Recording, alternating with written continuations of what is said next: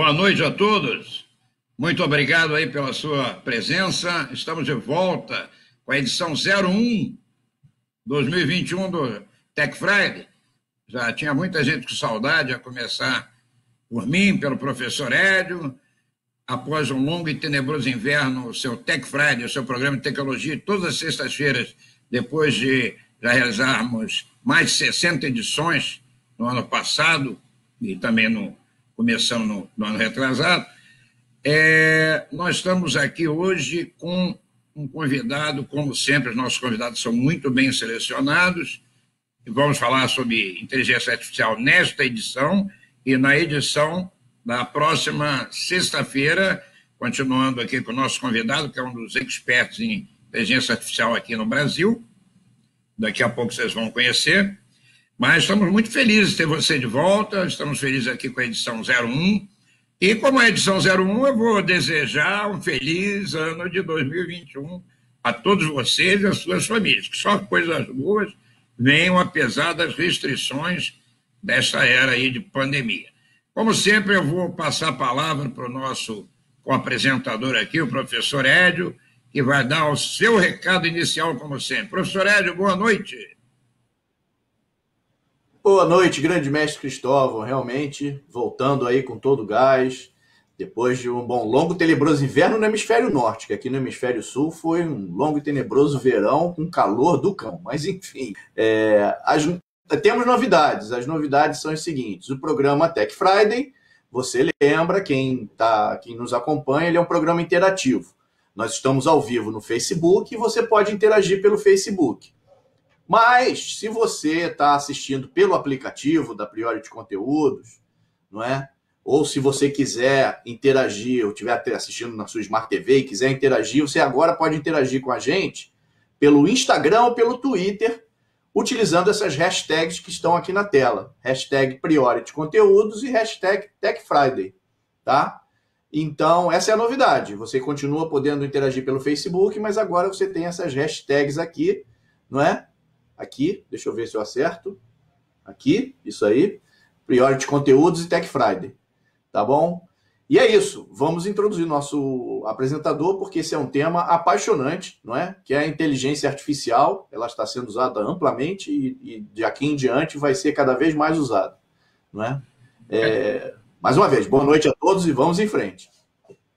Só para ilustrar aqui, antes do nosso convidado ser apresentado, nosso entrevistado, eu vou fazer uma pergunta, como sempre, motivacional para o professor Hélio. Professor Hélio, você usa Alexa na sua casa?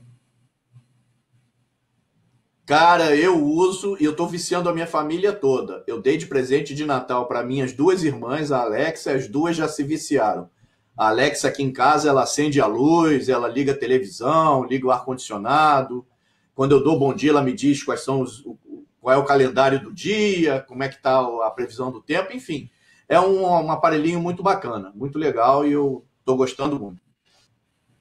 Eu fiz essa pergunta só como motivacional, porque tem muita gente que associa logo diretamente esses assistentes, que eu chamo de assistentes pessoais, o pessoal associa com nível de inteligência artificial. Então eu vou dar meu boa noite ao nosso convidado especial, o doutor Fábio Suzuki, e está aqui à nossa direita, o doutor Fábio Suzuki.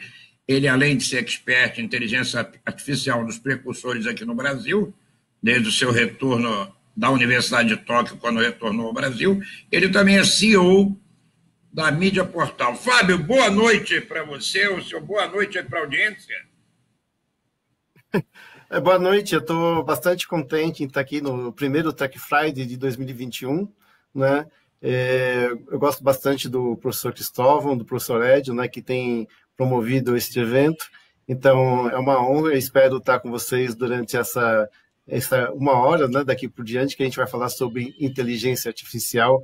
Eu vou procurar explicar como que ela tem se desenvolvido, né, como que tem evoluído, e como a gente trabalha muito nessa área de broadcast, a gente vai focar alguns exemplos, né, no tratamento de imagens e aplicações em broadcast.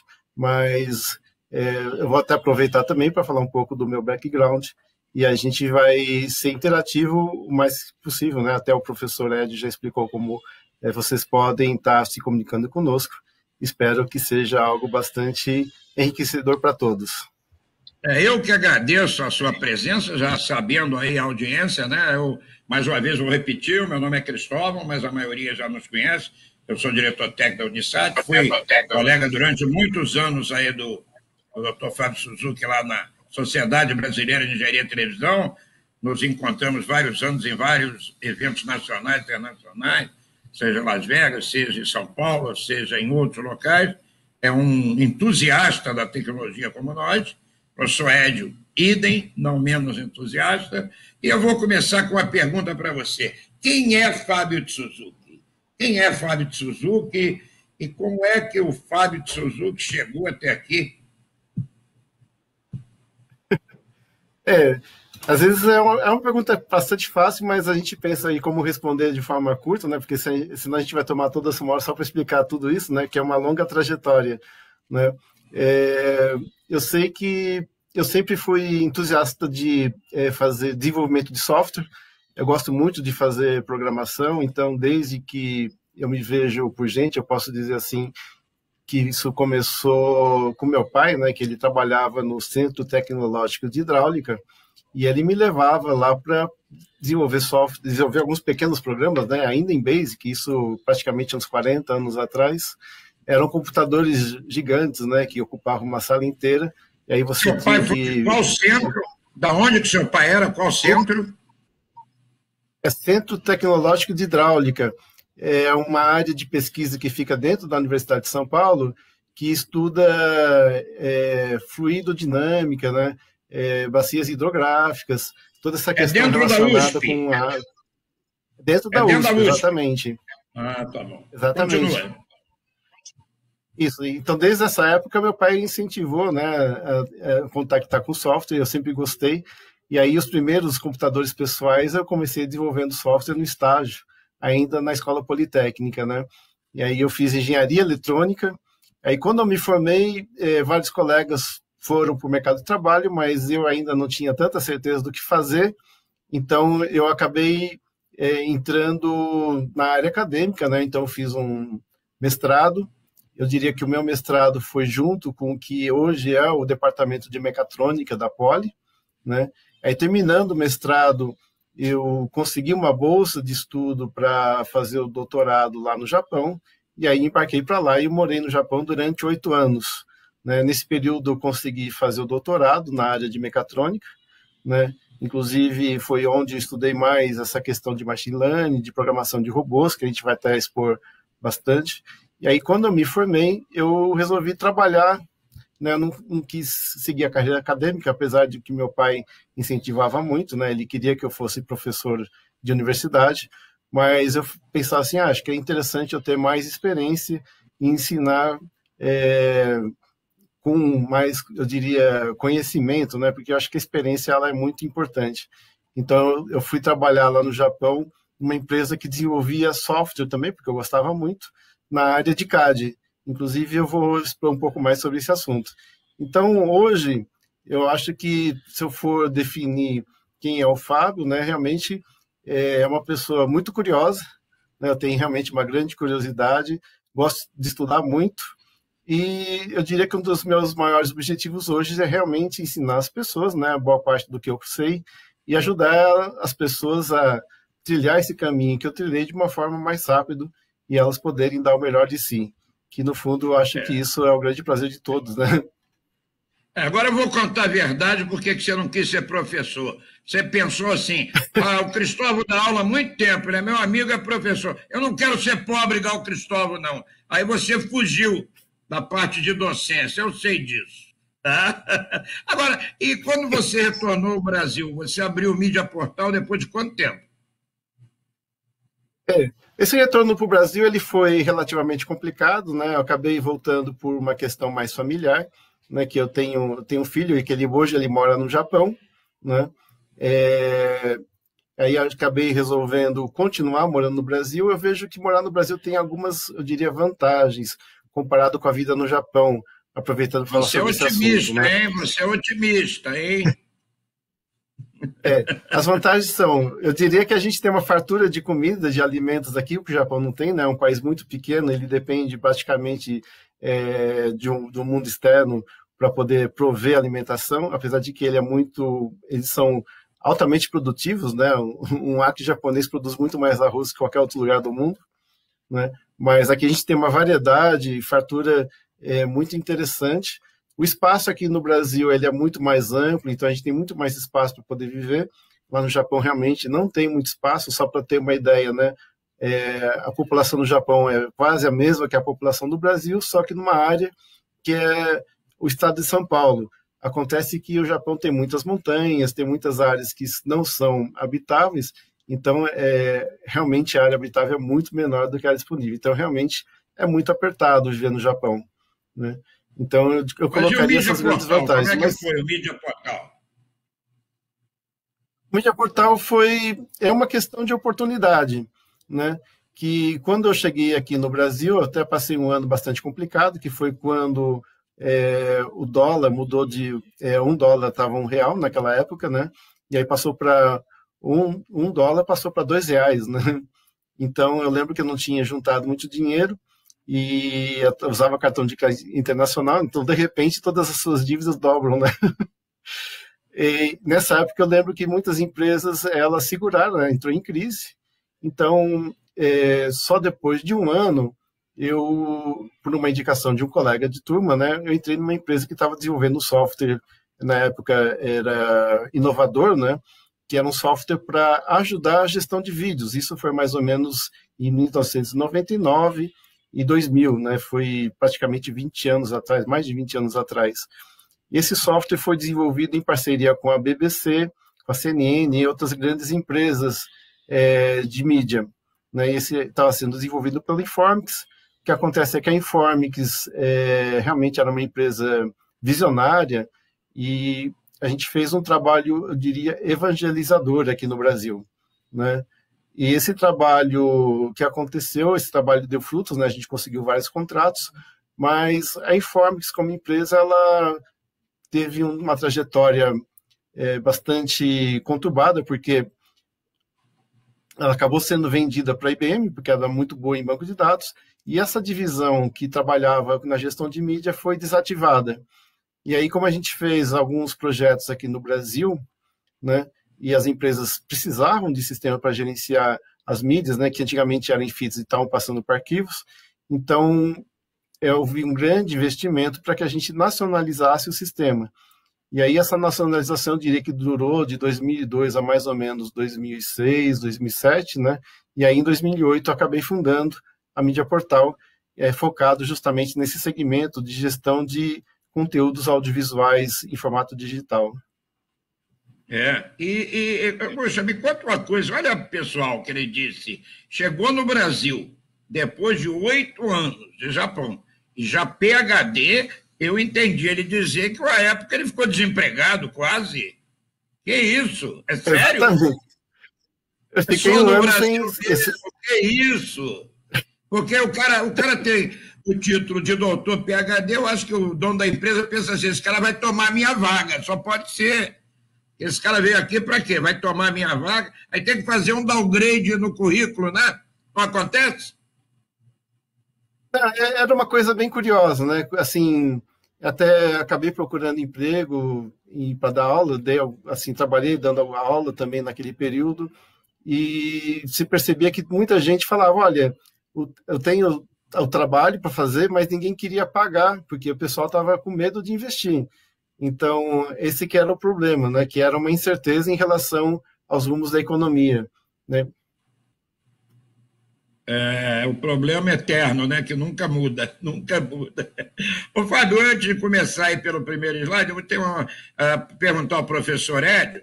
Professor Edio, além do boa noite aí para o meu grande amigo, diretor CTO da Tivit, o mestre George Ben, da Tivit, CTO e CEO também da InternetSat. Muito obrigado, Jorge. Obrigado ao Cláudio, que está aí na estrada, CEO da Briscoe, que mandou um alô aqui para mim no particular, e outros aqui. A gente ficar velho tem isso, né? Que todo mundo que a gente conhece ou é CTO, é diretor, tem que ter alguma vantagem, né? Tem que ter, pô, não é possível. Não é não? Então, a primeira pergunta é o seguinte: como é que você viu, quando chegou, o estágio da inteligência artificial no Brasil, quando você chegou? As universidades não têm disciplina, as escolas técnicas não ensinam.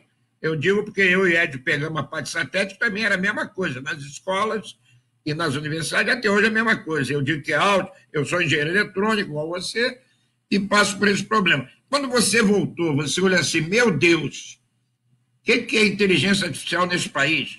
Qual era o estágio nessa época? Olha, eu mantenho, inclusive, o contato com o pessoal que eu estudei, né, na época do mestrado, né, que agora boa parte são professores da mecatrônica. Inclusive, o meu irmão também faz parte desse grupo. E eu diria que desde quando eu fiz o mestrado já existia, né, aplicação de inteligência artificial nas pesquisas na universidade. Então, a gente sempre teve esse movimento. Agora, olhando até de forma geral a indústria, eu diria que naquela época, né, que eu saí e voltei, realmente só as indústrias traziam conhecimento de fora, então era muito pouco aproveitado que se produzia no Brasil, né? Eu diria que hoje isso tem, apesar de ter poucos investimentos, poderia ter mais investimento em pesquisa e desenvolvimento aqui no Brasil, mas eu diria que isso tem se desenvolvido no Brasil. Inclusive, eu vejo esse grupo, né, que eu comentei principalmente, mas tem muitos outros grupos também estudando inteligência artificial no Brasil, se desenvolvendo, né? Então, eu acho que a gente está faltando justamente fechar um pouco mais esse gap entre o que é pesquisado na academia e a prática, o que é aplicado na prática, né? Coisa que pode ser fechado de várias formas, né? Inclusive, a gente tem usado justamente, né, pesquisas acadêmicas em nossos trabalhos aqui no Brasil. Então, como a gente, né, outras empresas trabalhando, né, com pessoas que estão desenvolvendo a tecnologia aqui no Brasil, eu acho que isso vai se desenvolver cada vez mais, né? Eu diria que é uma tendência, até porque está cada vez mais difícil a gente falar com pessoas de longe, né? Então, falar com as pessoas de perto estão sendo favorecidas, né? Eu acho que é o momento da gente trabalhar com as pessoas que estão próximas de cada um. Fala de perto, mas fala pelo WhatsApp, né? A esposa está no quarto e fala comigo pelo WhatsApp. E o filho fala pelo WhatsApp. Presencialmente, a 2 metros de distância, ninguém se fala. Professor Edio, tem uma coisa curiosa que o Fábio vai dar um sorriso agora muito grande. Nós temos um amigo comum, professor Edio, que é o Guilherme Saraiva. E o Guilherme é um colega meu e dele, falava sempre assim, há muitos anos atrás, o Guilherme falava assim: Cristóvão, você não sabe, o teu amigo Fábio Suzuki, desde garoto, todas as Olimpíadas de Matemática que tinha aqui no Brasil, ele ainda criança tirava em primeiro lugar. É verdade? Nossa, o Guilherme é um amigo, é um conhecido muito antigo, né? A gente fez amizade, foi mais de 40 anos, né? Não, quase 40 anos. Né? Eu conheci ele lá no Rio de Janeiro, que aí eu participei de uma Olimpíada Brasileira de Matemática, eu ganhei o prêmio, e aí eu fui convidado a estudar onde ele estava estudando, né? E foi lá que eu o conheci. Né? E aí a gente está de novo junto agora, né? Para você ver o nível no Tech Friday, Ed. Quem que você traz aqui, né? Um professor pardal, só falta aquele chapeuzinho com os passarinhos dentro, olha só.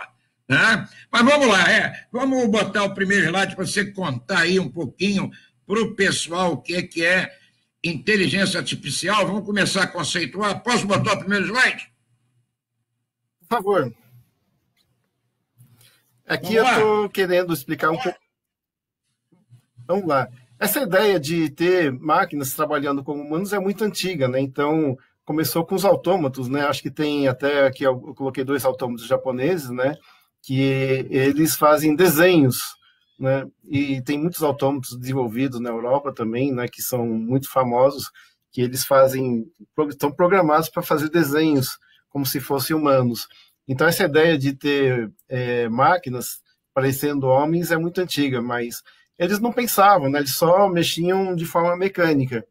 Então, o que a inteligência artificial tem de muito diferente é desenvolver alguma maneira de forma que as máquinas passem a pensar ou raciocinar como seres humanos, né? A gente possa falar com as máquinas, a gente possa interagir com as máquinas, né? Só que isso tem se desenvolvido tão rápido que, às vezes, a gente começa a conversar com com alguém e depois descobre que realmente é uma inteligência artificial, podemos dizer assim.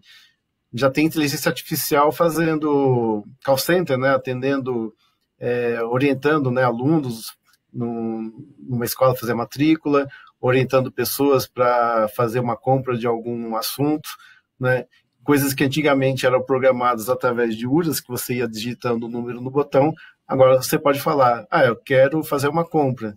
E aí, o que você quer comprar? Ele fala, eu quero comprar uma roupa. E que tipo de roupa? Aí você vai indo até fechar a venda, né? Então, todo esse processo está muito rápido, né? Então, a gente tem agora essa inteligência são fazer com que as máquinas se comportem como humanos, né? O raciocínio como humanos. E se juntar com os autômatos, a gente pode ter robôs que realmente se mexam e se movem e pensam como humanos. Ô, Fábio, eu tenho até um caso lá de um amigo meu do Japão, que ele disse que um amigo dele se casou com uma mulher que é um humanoide, que raciocina como humano. Então ele conta lá, não sei se é piada ou história, que essa esposa artificial, que tem um raciocínio, que é que você colocou bem, uma coisa é se comportar como humano, outra coisa é raciocinar como humano, ter até a livre iniciativa de ela mesma se autoprogramar. Diz que essa esposa artificial já descobriu todas as boates que esse colega japonês se esconde na noite no Japão. É mole? E vai atrás dele. Olha que nível que chegou. Isso é o que acontece, né? Quando a gente começa a interagir com as máquinas, né? Elas aprendem a ser humanos, né? Então, ela passa às vezes a te conhecer mais do que você mesmo, né? E aí entra a questão da privacidade, né? Até onde vai a nossa privacidade? E o pior é que ela bate o teu cartão de crédito, como ela ao mesmo tempo, ela pega todo o Big Data da tua vida, processa e vai direitinho na boate que você está, nunca erra. Porque ela aprende, né, todo dia o seu comportamento é pior do que o humano tem Alzheimer, esquece. Imagina a esposa dessa com 102 anos, quanta informação acumulou sobre você. Deve ser uma droga, cara. Não é não? Então, quer dizer, o premissa... Oi? Eu não escutei. Esse que é o ponto, né? Esse que é o ponto. Né? A gente está gerando muitas informações e essas informações, né, se elas se tornam públicas, você está perdendo privacidade. E aí é interessante, né, que no fundo é sempre um aspecto dual, né? A gente, em determinado momento, nós aceitamos perder a privacidade em favor da segurança, né? Hoje a gente está no segundo momento que a gente está aceitando perder a privacidade em favor da saúde. É verdade, é verdade. Não pode ter só benesses, né? A vida não dá risco zero, não existe, você sabe disso. A vida não é determinística, é estatística, né? Probabilística, né? Então, perder a privacidade não tem jeito se você quer certas benesses. Não tem jeito, não tem como. Vamos para o segundo slide, Fábio? Vamos lá. Vamos lá, Fábio. Aqui é um pouco da minha história, né? Falando um pouco mais onde eu estudei mais a fundo. Na realidade, foi Machine Learning, né? Que ainda é um campo da inteligência artificial que se desenvolveu na década de 80 e 90, né? E aí eu apliquei isso para controlar robôs móveis autoguiados, né? Então, eu estava desenvolvendo um sensor de ultrassom que ele ajudava a melhorar o posicionamento desses robôs móveis, né?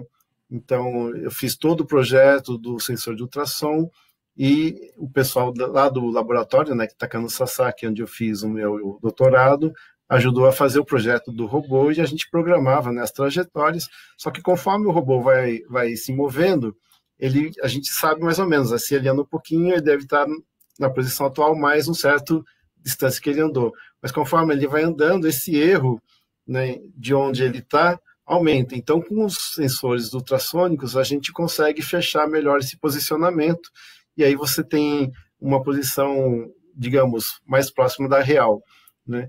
Isso se integrava com uma modelagem do ambiente, né? Fazia um modelo 3D desse ambiente e aí eu sabia onde o robô estava dentro do ambiente, e aí ele podia fazer alguma atividade, né? No caso, ainda não chegava a fazer uma atividade, mas essa que era a ideia, né? Ter uma posição exata do robô. Isso aí aí evoluindo nesse trabalho. tese? Essa foi a minha tese. A minha tese foi justamente como você usar os sensores ultrassônicos para melhorar o posicionamento do robô móvel dentro do ambiente, né? E aí até E a teve universidade lá, a universidade te dava o laboratório coerente, direitinho, para você desenvolver essa prática? Sim, sim. Na realidade, eu tive muito apoio dos colegas do laboratório. Isso até é algo que eu diria impressionante na cultura japonesa, né? Que a gente não trabalha muito sozinho, né? A gente tem apoio. Até foi bem curioso, porque na mesma época o meu irmão também estava fazendo doutorado lá no Japão, na mesma universidade, no mesmo prédio, só que em outro laboratório. Inclusive, eu acabei usando alguns trabalhos do meu irmão na minha tese de doutorado, né? Que meu irmão trabalhava com essa parte de modelagem sólida, e aí eu estava justamente na parte de ultrassom e aplicação em robôs móveis, né? E eu consegui integrar os dois trabalhos, foi muito legal isso.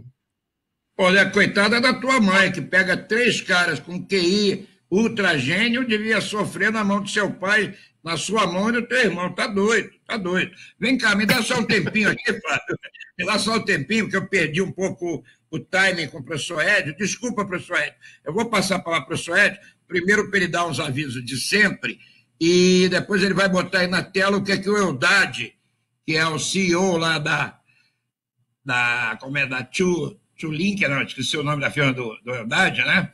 Mas o Eudade é pessoa famosa, ele botou uma coisa aí fantástica. Mas o professor Edio, por favor, dê seus avisos, por gentileza, as suas perguntas que você tenha, e como é que está aí como é que estão comentando aí a audiência aí sobre o Fábio?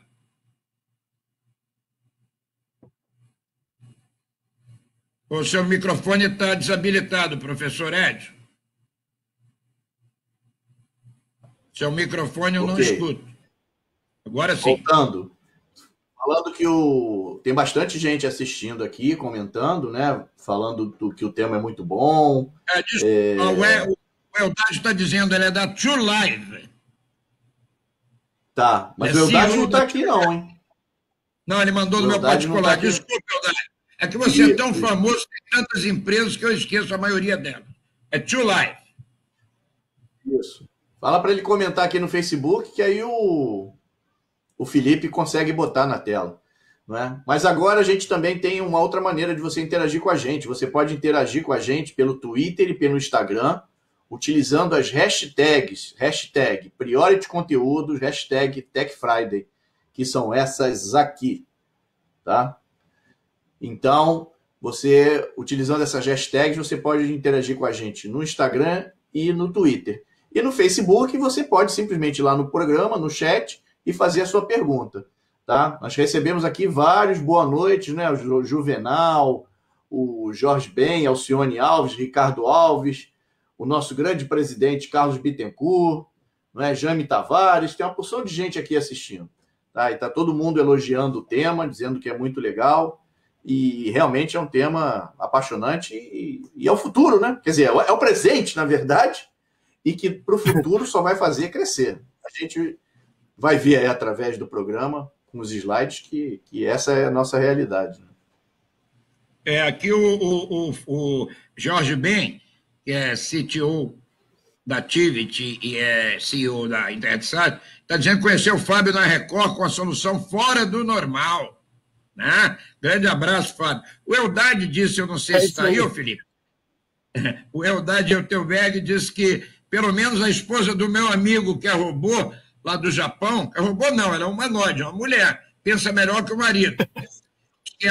Diz que ela pelo menos tem que ser muda. Eu vou perguntar a ele, eu esqueci, porque se ela falar, coitado do ouvido dele. Vou perguntar. Vamos para o próximo slide? Ela só vai falar verdades, né? Ela só vai falar verdades, né, Cristóvão? Vai sair andando aqueles yakitori todo, que eu só ia dormir quando fechava o último yakitori. Isso dá saudade. É verdade, yakitori é muito bom, né? É ou não é? É muito legal. Vamos para o próximo slide, por favor, Felipe? Vamos lá. Tá, aqui eu estou explicando um pouco sobre o trabalho que eu fiz depois de terminar o doutorado, né, que eu fui para uma empresa chamada Harmônicos, que ela era focada no desenvolvimento de CAD 3D. E aí eu estou querendo explicar que eu trabalhei num projeto que era para organizar o dominó, então aí tinha muita aplicação de machine learning, né?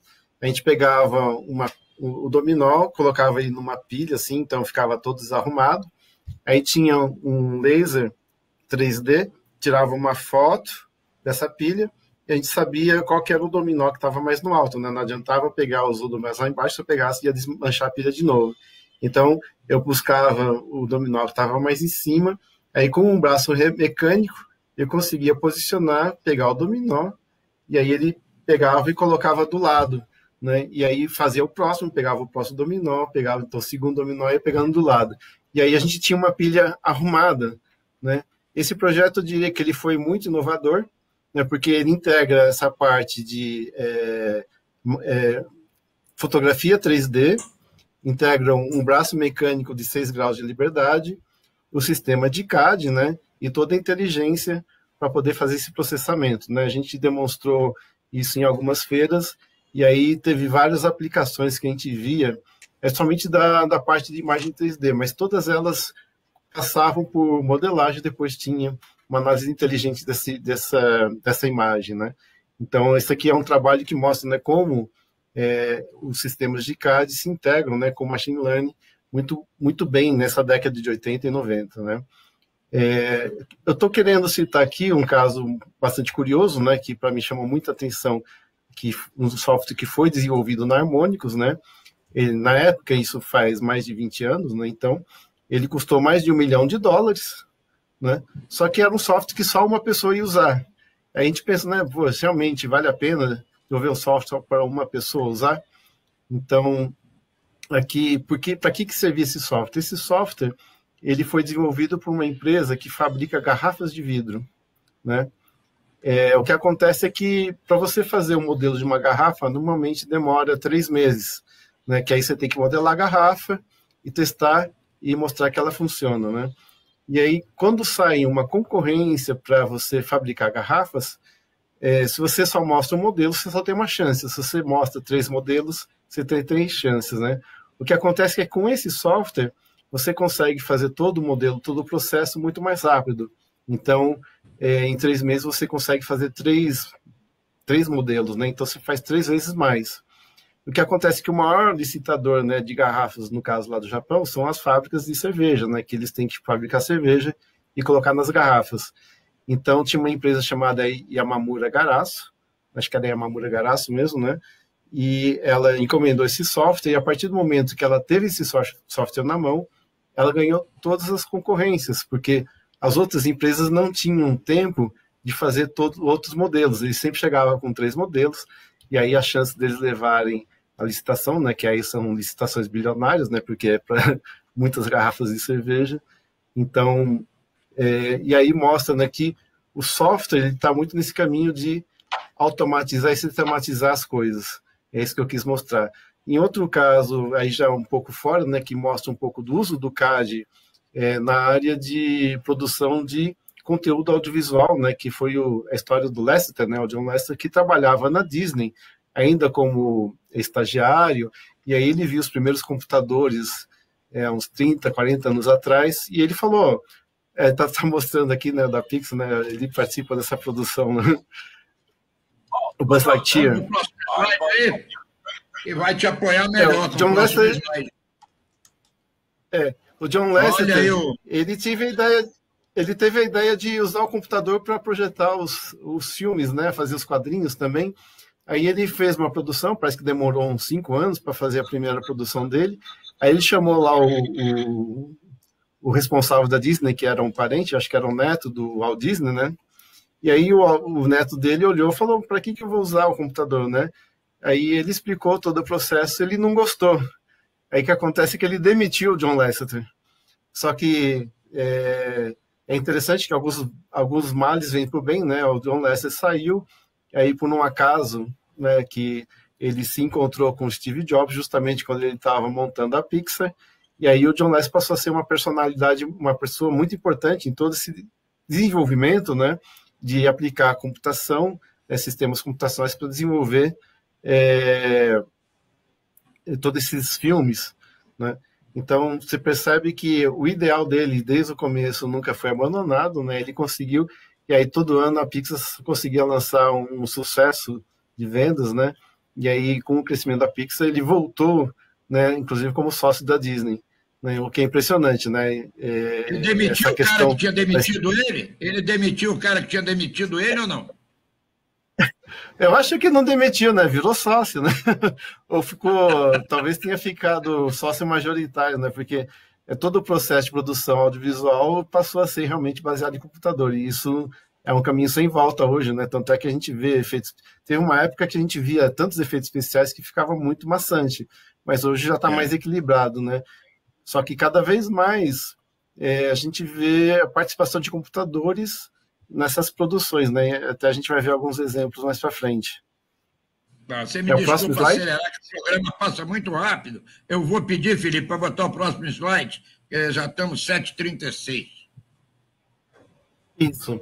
Aqui eu estou começando a história, então, propriamente dita, da inteligência artificial, né? Ela começou... são poucas áreas de conhecimento que têm uma data oficial de nascimento. A inteligência artificial tem uma data, né, que foi no verão de 1956, no Dartmouth College, onde 4 grandes matemáticos, né, pesquisadores se reuniram, né, o Minsky, o McCarthy, o Rochester e o Shannon. E aí eles estavam pesquisando sistemas que pensam como humanos, né? Essa que foi o nascimento da inteligência artificial. Ela tem uma data, 65 anos atrás. Né? Se a gente for pensar em termos de história humana, é muito pouco tempo. Mas o que a gente tem hoje foi desenvolvido muito rápido. Então, próximo slide. Aqui eu estou mostrando essa evolução, né? Quando começou, aí ela começou principalmente para ser aplicada em jogos, né? Jogos de dama, que são coisas simples. A gente viu muita aplicação em xadrez, né? Inclusive tem os grandes xadristas jogando contra computadores, né? E aí justamente na década de 80 entra o machine learning, que era boa parte do que eu estava pesquisando para fazer as programações, né, dos robôs e braços mecânicos, para eles poderem realizar alguma tarefa, né? E agora, recentemente, de 2010 para cá, a gente tem uma nova área, que é o que a gente está chamando de Deep Learning, né, que é um subset de inteligência artificial, onde a gente tem algoritmos adaptativos, né? Ele surgiu através de uma iniciativa do Google, né, que ele tinha lá uma grande quantidade de imagens, e aí eles queriam classificar. E aí o sistema conseguia separar direitinho, né, bicho, planta, o que era cada uma das coisas. Ele só não sabia exatamente o que era, mas analisando as fotos ele conseguia classificar, né, de forma muito boa, né? São muito bons algoritmos para categorização, né? Começou por aí. Próximo slide. Né? E aqui a gente tem 3 grandes fatores que têm ajudado a desenvolver a inteligência artificial de forma muito acelerada, né? A primeira é a disponibilidade de grandes volumes de dados, né? Então, a gente tem um processo de aprendizado dos algoritmos de inteligência artificial em Deep Learning, que eles precisam ter grandes volumes de dados para poderem aprender, né? Então, isso acelera muito todo o processo. Eu posso dar um exemplo interessante, que são os algoritmos de transcrição, né, de voz para texto, né? Pegar o que é falado e transformar em texto, né?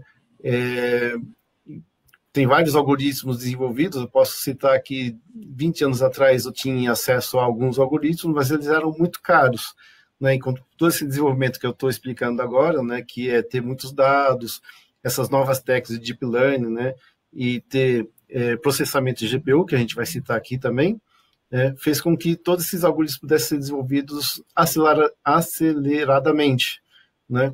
Então, por exemplo, no caso do português, tem surgido praticamente um novo algoritmo a cada 6 meses, né? O que realmente é algo impressionante, né?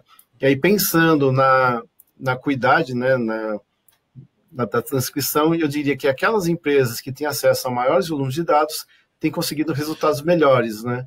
E aí eu citaria, por exemplo, o caso dos algoritmos desenvolvidos pelo Google, né, que eles têm acesso a muitas pessoas falando e muitos textos, né, para trabalhar. Bom, Então, a grande quantidade de dados é um dado importante para desenvolver. A outra, justamente, essas técnicas de Deep Learning, né, que é o que a gente está comentando agora, que é algoritmos mais adaptativos. E aí tem a terceira, que é justamente uma maior densidade computacional sendo disponibilizada, né? E aí a gente tem essa comparação de processar imagens em CPU, né, que era o tratamento tradicional, e o processamento em GPU. Né? A gente percebe que usando o GPU a gente consegue acelerar quase que 10 vezes mais todo o processamento. Né? A gente pode passar para o próximo. Eu queria Né? só Aqui eu queria interromper só um segundo para perguntar ao professor Ed se tem perguntas aí da audiência, professor Ed. Não tem não, Cristóvão. Eu até botei aqui, né, para se o pessoal quer fazer alguma pergunta. Mas eu acho que o pessoal está prestando tanta atenção que... Tá com medo do Fábio. Vamos prosseguir, Fábio, eu tenho pergunta. Vamos voltar lá, Felipe, com a GPU? Isso. Ele vai voltar aí com aqui na GPU. Aqui na GPU eu estou querendo mostrar o custo, né? Que aí eu vou pegar dois custos interessantes, que é a CPU, por exemplo, de 350 gigaflops ou 140, né? Que tem um custo, você vê que ele dobra o custo, então o custo de CPU é mais ou menos linear. Só que se a gente pegar aquela NVIDIA Tesla K80, né? Que tem 8.700, né? Quase 1.000 gigaflops, ela custa em torno de $4.500, né? E aí o preço não aumentou, apesar de ter aumentado quase 100 vezes, né? O preço não aumentou 100 vezes, aumentou no máximo 3, 4 vezes. Então, realmente, a gente tem que o custo da GPU é muito mais acessível. Aqui tem uma curiosidade que o grande consumidor de placa NVIDIA hoje, né, é a própria Tesla, porque eles estão colocando essas placas de NVIDIA para poder fazer com que o carro seja autônomo, né? Tem uma inteligência, ele fique autoguiado, né? Você não precise ficar dirigindo o carro, né? E aí é interessante que quando aconteceu isso, as ações da NVIDIA dispararam, né? Que antes ela estava muito restrita esse universo só de games, né? E aí cresce muito devagar. E aí quando passou a ser aplicada nos carros, explode o uso da NVIDIA, né? Isso é uma coisa impressionante, e aí é realmente motivado pelo uso da inteligência artificial. Até porque o carro do futuro é autônomo, né? O carro do futuro é autônomo, né? E até meio curioso, né? Porque além de ser o carro autônomo, ele vai ser multidono, né? Não vai existir um dono de um carro. O carro vai passar a ser um bem comum. Verdade. É isso mesmo. São mudanças que vão acontecer, né? Aqui a gente vai explicar alguns tipos de redes neurais, né? Só para a gente chegar nas redes GANs, né? Eu diria que aqui tem 3 grandes tipos, né, que já estão bem consolidados, né? E esses 3 grandes, as redes convolucionais, as redes profundas e as redes recorrentes, elas têm a principal característica de categorizar, né, os conteúdos ou os dados que eles estão trabalhando, né? E aí, quando a gente entra no próximo slide, que vem as redes GANs, são redes que geram informações. Então, as redes que geram informações que é o grande desafio, né? Que elas que passam a interagir ou se fazer de seres humanos. Pode passar para o próximo slide? Né? Isso. Aqui as redes GANs. Então, uma rede GAN, no fundo, ela tem 2 redes neurais trabalhando em conjunto, que é um discriminador, que seria uma daquelas 3 que a gente viu, que é o que categoriza, e uma que gera, tentando simular alguma coisa real que gera informações, né? E aqui, essas redes GANs, elas são muito utilizadas, por exemplo, para fingir que são pintores, ou fingir gerar fotografias, gerar imagens, né? Inclusive, até a gente estava comentando de um caso surpreendente, em que um matemático gerou uma rede GAN, né? E aí ela gerou algumas pinturas. E aí tem uma casa de leilões, né? A Christie's, até eu confirmei agora, que leilou uma pintura gerada por uma rede GAN por um valor milionário, né? E aquele matemático que gerou o algoritmo não ganhou nada. Né? Aqui, em seguida, a gente tem algumas imagens geradas pelas redes GANs, né? Vamos para o próximo slide agora. Aqui, exatamente. Aqui a gente foi ensinado uma rede GAN, né? O estilo do Picasso. Picasso não, do Van Gogh, né? Que tem esse estilo, esse traço, né? E aí pintou, né, a ponte lá do São Francisco, coisa que o Van Gogh nunca teria visto, mas através de uma inteligência artificial é possível fazer algo, né? Imitando, né, o estilo de Picasso. Inclusive, eu li recentemente um caso muito interessante, né, que eram as obras do Chico Xavier, né? Pegaram vários livros do Chico, né, e ele dizia que ele psicografava diferentes autores, né, e aí eles conseguiram alimentar, né, a máquina de inteligência artificial com os diferentes autores e ele gerou textos compatíveis, né, com o estilo de cada um desses autores. Então, é interessante que ele aprende a partir dos dados que você coloca, né? Aqui tem mais um exemplo, que é a reconstrução de uma imagem, né? Tem uma imagem aqui que está bem deteriorada, e aí, com inteligência artificial, foi possível fazer a reconstrução, né, da imagem, e a gente vê que ela fica praticamente perfeita, né? São exemplos interessantes aqui nessa área de imagens. Acho que a gente tem mais alguns exemplos agora, né? Isso. Aqui tem um exemplo que a gente tem uma imagem original e aí a gente pegou uma imagem de baixa resolução, né? A partir da imagem de baixa resolução, a gente usou o método de reconstrução bicúbico, né? E dá uma imagem mais borrada. E aí, com a rede GAN, a gente percebe que ela se aproxima mais da imagem real, né?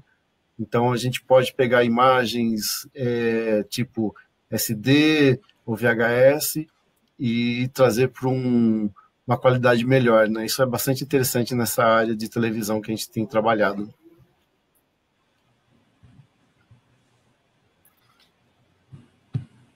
Tá. Aqui a gente tem alguns casos, eu chamarei de surpreendentes, né? Mas que eu diria que em muitos lugares já estão corriqueiros, né? Principalmente essa questão da linguagem natural. O professor Cristóvão comentou para o professor Ed, né, sobre se ele tem Alexia. Alexia é bem um exemplo disso, né? Que a gente conversa com a Alexia. Então, uma aplicação imediata, né? Conversar com a Alexia é uma aplicação direta de inteligência artificial, né? A gente tem algumas aplicações de reconhecimento facial, né? Essa parte de reconhecimento facial ela pode ser usada tanto para segurança, né? Que reconhecer que é você para dar acesso, ou reconhecer que não é você para proteger, né? Ou para prender nos grandes eventos, como tem sido feito. Reconhecer justamente, né, pessoas procuradas, achar pessoas procuradas. Inclusive, toda essa parte de inteligência artificial, ela sempre teve ligada a essa questão de espionagem, essa área militar, né, que foi um dos grandes desenvolvedores do passado, né? E aqui a gente, como esses custos que a gente mostrou, né, que tem 3 grandes fatores que estão drivando, né, o desenvolvimento acelerado, então tudo isso está muito mais acessível. Então, por exemplo, a gente tem aplicado reconhecimento facial em grandes acervos, né? Principalmente você tem um acervo de vídeo, que você tem muitas pessoas, então é muito maçante você colocar alguém para ficar dizendo quem que é. Então, o que a gente pode fazer é justamente pega uma pessoa, ensina, olha, esse aqui é o rosto do Cristóvão, esse aqui é do professor Edio, aí depois a gente pega lá um volume de não sei quantas mil horas de vídeo e processa automaticamente classificando esses rostos, né? Muito mais fácil, né? A mesma coisa pode fazer para objetos, né? A gente tem alguns casos que tem, por exemplo, muitos vídeos com obras clássicas, então a gente seria interessante música clássica, né? Reconhecer quando é um violino, quando é um piano, quando é uma viola, quando é uma clarinete. Então a gente classificar objetos nesses acervos é muito interessante, né? Aqui eu coloquei a direção de carro, a gente comentou, né? O carro do futuro. Tem um jogo complexo, né? O Go é um dos últimos jogos que estão sendo integrados com inteligência artificial, que ele tem regras muito complicadas. E aqui tem a questão de estratégias de controle, né? Que é decisões do que fazer em determinadas situações, né?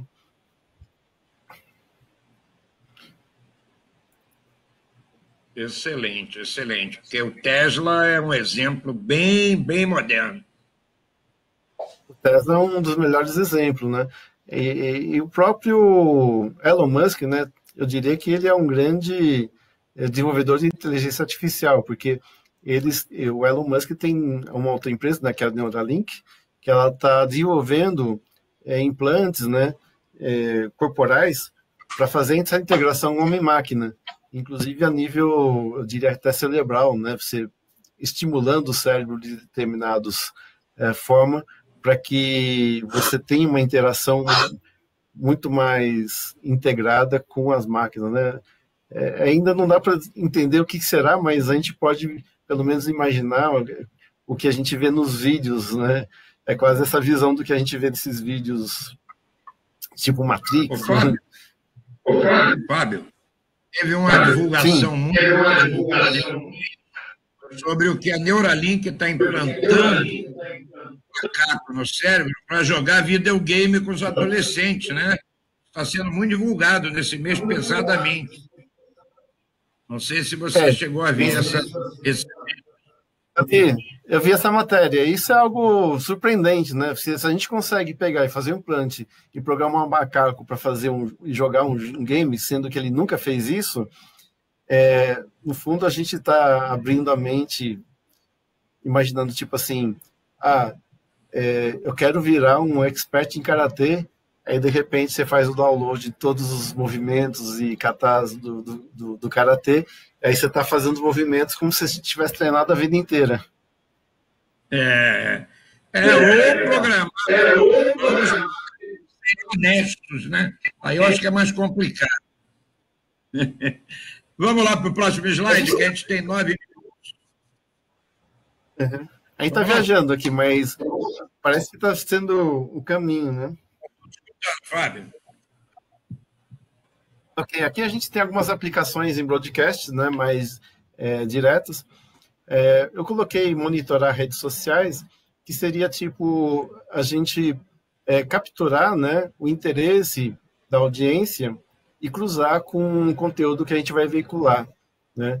Isso, um caso interessante, eu posso citar, que é um caso ruim, né, da Netflix, né? Para você achar um filme da Netflix, ela não tem um algoritmo de recomendação. Raramente você assiste um vídeo que ele recomenda, né? Eu diria que o melhor algoritmo hoje ainda é eu pedir uma recomendação. Tipo, professor Raimundo, o que você assistiu no Netflix e gostou? Eu tenho uma ideia de que a gente tem gostos semelhantes, aí normalmente o que ele fala eu gosto de assistir. Agora, o que eu diria é que se a gente desenvolver melhor isso, o Netflix poderia estar recomendando, se ele soubesse, né, mais sobre a audiência, ele estaria sendo mais assertivo sobre o que recomendar, né, sabendo os seus interesses. Então, através da monitoração de redes sociais, o Netflix poderia estar recomendando um filme melhor, sem eu precisar perguntar recomendações para alguém, né. Uma outra aplicação seria identificar notícias falsas, né, que aí é aquela ideia da Rede Gun, né, saber, tem alguém gerando notícia falsa, tem a verdadeira, e tem que cruzar e classificar, né? Aqui tem um caso até mais elaborado que a gente colocou, que é pegar um jogo de futebol, por exemplo, e gerar uma seleção dos melhores momentos, né? Tipo os lances a gol, os próprios gols, né? Cobrança de pênalti. E aí a gente tem todo um conjunto de redes neurais, né, para trabalhar, né, que tipo uma rede que classifica cenas, outra que elabora o texto do que tem que ser falado, né, e a outra que sintetiza a voz falando e narrando, né. Isso aí, se a gente for ver, estaria fazendo tudo isso de forma automática, né. A gente colocou mais um caso interessante, acho que até comentei, que é prever intervalos rentáveis para veicular comerciais baseados na audiência, né. Então, você sabendo um conteúdo do que é desse comercial, sabendo o conteúdo que está sendo veiculado e qual que é a audiência, você pode estar melhorando a direção do que você vai veicular em termos de comercial, né? Tem um caso também bastante interessante, pegar imagens 2D, transformar em imagens 3D mais interativas.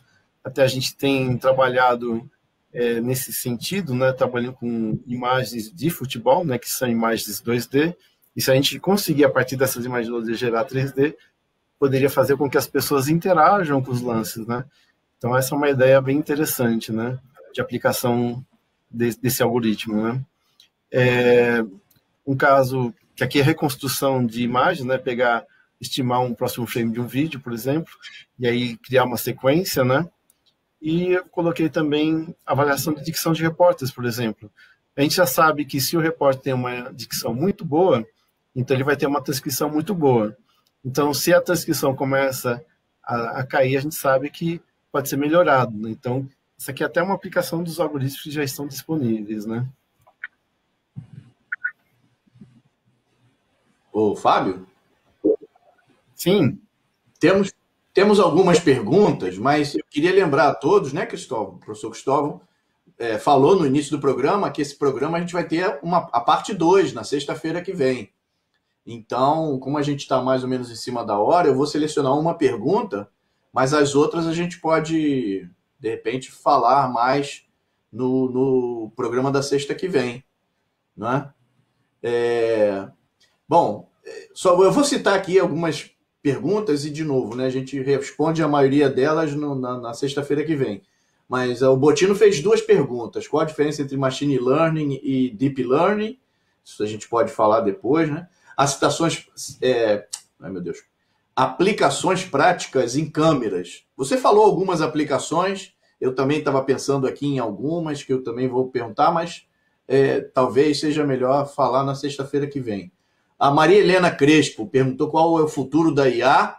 Bom, isso na sexta-feira que vem a gente vai fazer a nossa famosa bola de cristal, né? E aí, a bola de cristal acho que vai ter que ter uns 20 minutos, porque o futuro da IA, pelo que eu sei, é imenso, né? Mas tem uma que eu achei muito interessante aqui, da Celeste Consuelo, não é? Evolução tecnológica IA. Possibilidade que futuramente uma das consequências seja gerar a categoria humanos inúteis, como na ficção de Yuval Noah Harari. Está aí na tela. Eu gosto muito do Yuval, né? Ele é um historiador e ele é muito lúcido também sobre as colocações dele. E ele fala justamente que a gente está numa encruzilhada tecnológica, né? Que essa tecnologia pode nos ajudar a desenvolver mais a nossa humanidade, ou ela pode justamente ser usada de uma forma opressora, né? Então, está justamente aberta a uma discussão, né? Como que será esse futuro? Né? E aí é interessante até que eu tive discutindo com o professor Cristóvão um outro vídeo que eu achei que ele explica muito sobre esse assunto, né? Que ele coloca que por trás de todo desenvolvimento existe uma intenção, né? E a intenção, se a intenção é boa, a gente vai ter bons resultados, né? Mas se a intenção é ruim, né, a gente realmente pode ficar aprisionado. Verdade. Professor Ed, eu vou complementar sobre o programa que vem. As aplicações de broadcast, professor Ed, eu combinei com o Fábio, já que nós vamos dar exemplo do Mídia Portal. Felipe vai ver se consegue colocar a Celeste, os 2 especialistas, a Celeste e o Chaves, porque parece que só podem ser 4. Se for streameado, dá para colocar os 6. Mas as aplicações de broadcast, que vão envolver soluções práticas da Mídia Portal, incluindo o HBB, né, que é o híbrido de broadband com broadcast, o Fábio também vai apresentar na sexta-feira que vem. Tá? Então, vamos ver se tem mais algumas perguntas para o Fábio dar um fechamento dessa base sólida que ele deu em poucos minutos, para que contextualize o que nós poderemos falar na sexta-feira que vem, Fábio. Faz uma síntese aí do que você puder da base e o que a gente vai falar na sexta-feira que vem. Excelente, eu acho que seria interessante, a gente realmente já tem umas perguntas, né? A gente aprofundar nessas perguntas, eu acho que vai ser maravilhoso, né? Até para a gente promover mais interação com o pessoal que está assistindo, né? E eu gostaria muito de falar sobre essa integração HBB, né? Que o professor Cristóvão está comentando, que é um trabalho que a gente vem desenvolvendo já há alguns anos, né? Que A gente nasceu na área de broadcast, apesar da gente ser uma empresa de TI, nós nascemos dentro de, digamos, da cultura de broadcast, né? E o que acontece é que a gente percebe que, juntamente com o broadcast, a gente também tem que buscar alternativas, opções. Então, a gente tem cada vez mais integrado soluções de broadcast com soluções de broadband, né? Então, isso eu acho que é um assunto que a gente pode estar comentando, até porque eu diria que são integrações que eu chamaria de revolucionárias, porque a gente não tem muitas empresas fazendo isso como solução, né? Então a gente tem desenvolvido, e aí é até interessante que a gente está desenvolvendo isso aqui no Brasil, né? Inclusive a gente já participou de alguns seminários internacionais e realmente se destaca, porque é um trabalho que a gente faz 100% aqui no Brasil. Isso pode estar mostrando uma certa originalidade, com certeza, né? E eu não sei se uma tendência.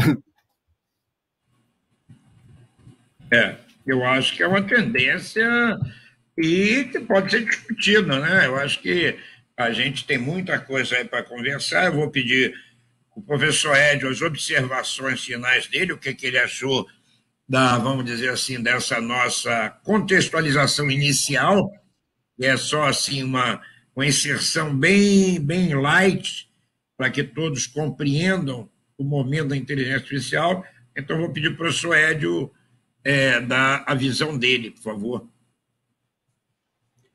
Poxa, é um assunto apaixonante, e só da gente bater esse papo aqui, eu me lembrei de vários e vários e vários filmes que mostram o futuro, e vários deles mostram a inteligência artificial. O que mais me veio à cabeça foi aquele do Tom Cruise, Minority Report, né? Que eu me lembro que no futuro todo mundo, você entrava numa loja e já falava: oi, senhor José Edio, tudo bem? Veio aqui comprar um tênis novo? Enfim, ele já sabia os seus gostos. E eu acho que é para isso que a gente vai. Acho que a gente vai realmente passar a entrar numa loja algum dia, a câmera vai reconhecer o nosso rosto, vai saber o que a gente já comprou e vai oferecer para a gente, como é que é o nome? Ofertas que nos atraiam, né? Penso eu. Não sou o especialista, mas penso, meu exercício de futurologia, eu vejo isso. Então, eu achei muito interessante, eu acho que vai ser muito bacana. Eu acho que de sexta-feira que vem, o pessoal vai ficar abismado com as possibilidades da inteligência artificial para broadcast, não é? Porque a gente já teve um bate-papo prévio e a gente mais ou menos sabe, né? Então, como fala o pessoal da geração nova, né? Spoiler alert! Você vai ver, você vai ficar abismado com as possibilidades. Não percam na sexta-feira que vem, porque vai ser muito legal. Eu tenho pergunta aqui, que o Felipe deve esticar até a 20h15. Eu tenho uma pergunta minha particular. Eu sempre gosto de quem tem saber, a gente tem que instigar ele para ele processar a CPU dele. Então, Fábio, eu queria que você me dissesse as três, vamos dizer assim, os três lançamentos que mais te abismaram, que mais chamaram a sua atenção como cientista, assim, os três lançamentos, as três criações que mais te abismaram nesse teu campo, nesse nosso campo, e o que te mete mais medo nisso tudo? Tá. Eu vou falar de um momento antigo que foi muito interessante, que é justamente o uso da inteligência artificial para aproximar grupos de pessoas, né? Então, a gente entra justamente nessa área das pesquisas, né? Então, você faz pesquisas, aí a gente começa a saber quais são os seus interesses, né? Então, sabendo os seus interesses, a gente consegue aproximar pessoas que têm interesses em comum, né? Então, isso aqui é um assunto que eu vi mais ou menos há 20 anos atrás. Tinha uma empresa que realmente desenvolvia inteligência artificial, estava sendo aplicada numa grande empresa aeronáutica, né? E ela era uma empresa multinacional, tinha grupos de pessoas desenvolvendo projetos no mundo inteiro. E aí, com essa inteligência artificial, descobriram que tinha um grupo num país fazendo o mesmo projeto no outro país. E eles não sabiam um da iniciativa do outro. E com essa inteligência ele juntou os dois grupos, né? Isso há 20 anos atrás. Fantástico. Né? Então, isso foi um uso para o bem, né? Isso realmente impressiona, né? Porque como é que você faz para encontrar pessoas que têm interesses comuns, né? É socialização. Agora, eu vejo agora do lado ruim, né? Porque você vê, por exemplo, a própria rede social, né? Que também a gente hoje, pensando agora na rede social atual, né? A gente se aproxima das pessoas que têm interesses em comum, é muito fácil. Eu crio uma comunidade sobre um assunto que eu gosto, por exemplo, eu gosto de flores, né? E aí as pessoas que gostam de flores se aproximam. Mas eu vejo isso sendo muito usado justamente nas campanhas políticas, né? Então, por exemplo, como é que a Rússia conseguiu interferir nas campanhas americanas, né? Foi justamente através desses algoritmos de inteligência artificial que classificou as pessoas, né? E aí ela não fez nada que esteja fora da lei, ela só jogou dinheiro promovendo aquilo que ela interessava a ela, né? Ela agiu dentro da, ela agiu dentro da lei, só que modificou, né, o resultado. Então, eu acho que o que bota medo é justamente esse poder econômico exagerado, né? Porque se você for pensar quem tem poder econômico hoje, se a gente só ficar pensando em ganhar dinheiro, né, aí só vai na direção dessas pessoas que têm dinheiro e não nas direções que nós, que somos mortais, né, estamos achando que vai ser uma... Então, eu diria que esse é o maior medo. É o maior medo. Você corrobora que em 2011, a IBM, com o Watson, em 2011, foi o precursor da computação cognitiva? E qual é o estágio atual do Watson? O Watson, ele é muita coisa, né?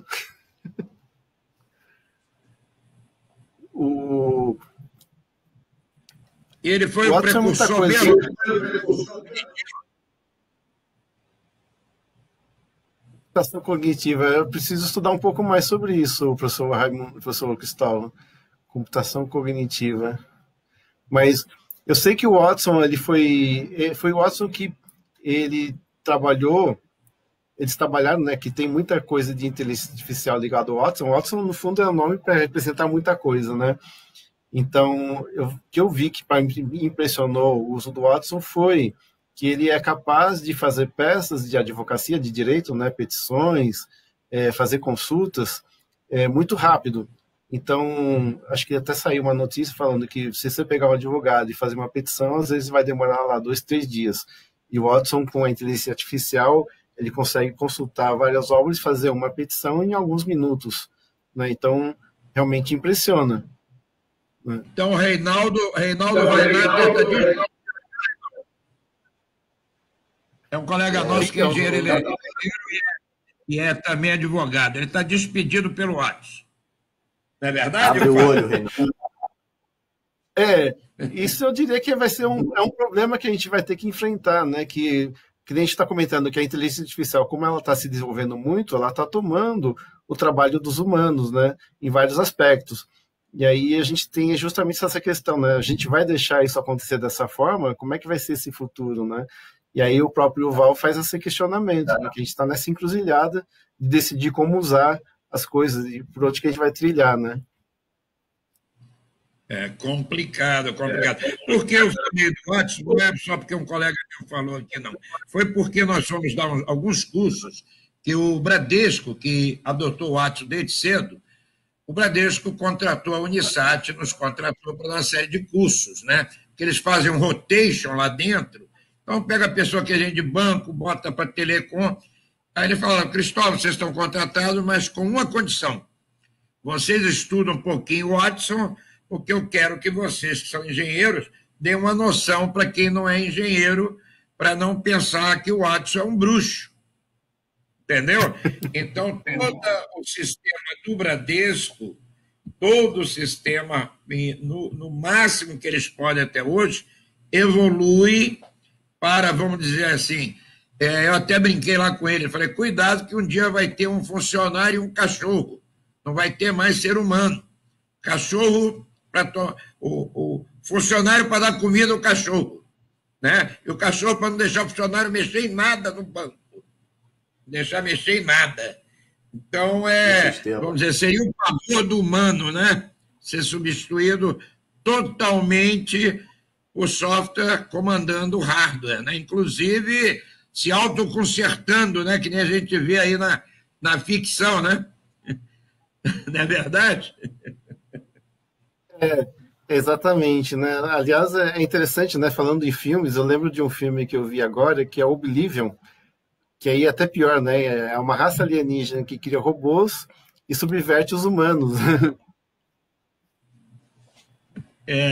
Vamos para nossas despedidas aí, Fábio. Eu quero primeiro aí que você faça as suas despedidas aí, não só pelo Mídia Portal, mas também pela comunidade acadêmica da qual você nunca se viu distante aí. Por favor, né, as suas despedidas para até sexta-feira que vem. Bom, eu estou muito contente de estar com todos aqui, até surgindo as perguntas. Se tiver perguntas, acho que tem um prazo, a gente pode estar estudando com elas, né? Vou continuar as perguntas durante a semana ainda, professor Edio, né? Acho que a gente pode estar coletando e compilando para discutir. E eu fico à disposição também, né? Quem quiser saber mais pode entrar em contato, né, conosco. E até a próxima sexta, né? E você pode responder, viu, Fábio, direto pelo Facebook do programa. Tá? Você pode entrar no Facebook, ver quem foi que assistiu lá o programa, e você vê as perguntas lá que você pode responder, e a Mídia Portal pode chegar junto lá com o Murilo. Tá bom? Perfeito. Eu agradeço a sua presença, muito obrigado. Nós estivemos hoje aqui com o CEO do Mídia Portal, o doutor Fábio Suzuki, e também um entusiasta por novas tecnologias e por que não dizer aqui do Brasil, um orgulho para o nosso país, pela não só genialidade dele, mas pela vida que ele dedicou ao estudo, ainda dedica, que eu tenho certeza disso. Guilherme Saraiva vai estar com a gente sexta-feira. Tá? Muito obrigado. Eu passo agora para a despedida do professor Edio. Como eu já disse, gostei muito do tema. Vai ser bacana a gente continuar na sexta-feira que vem. O professor Gustavo falou, né? O programa fica no Facebook, as pessoas podem assistir, podem continuar interagindo naquele mesmo programa e a gente pode assistir.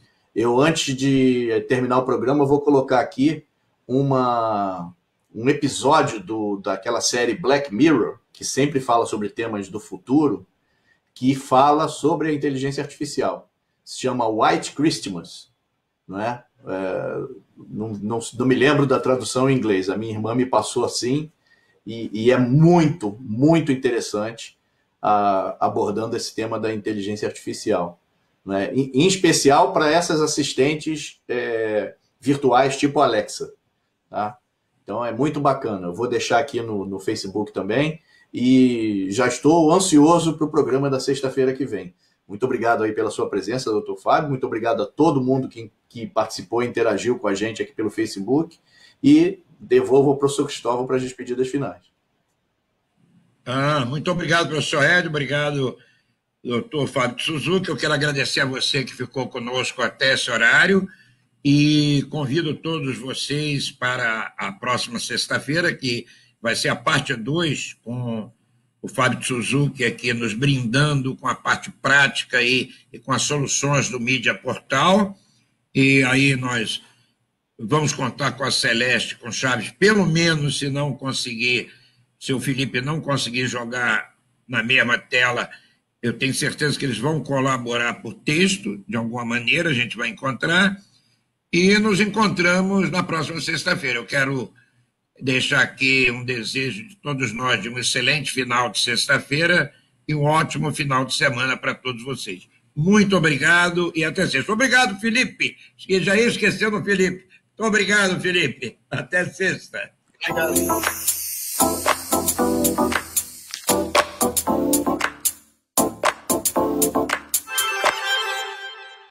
A Priores Conteúdos tem como missão levar até a sua casa conteúdos dos mais diversos nichos dentro de um app leve, simples e fácil de mexer. Vá até a loja de aplicativos, Google Play ou Apple Store. Digite Priority Conteúdos, selecione o app e aperte para baixar. Espere um instante e pronto! Ao abrir o aplicativo, uma lista de programas variados está disponível na palma da sua mão. Clipes, desenhos, humor, programas de futebol, kartismo, vôlei, Priority Conteúdos. Baixe o app e se divirta!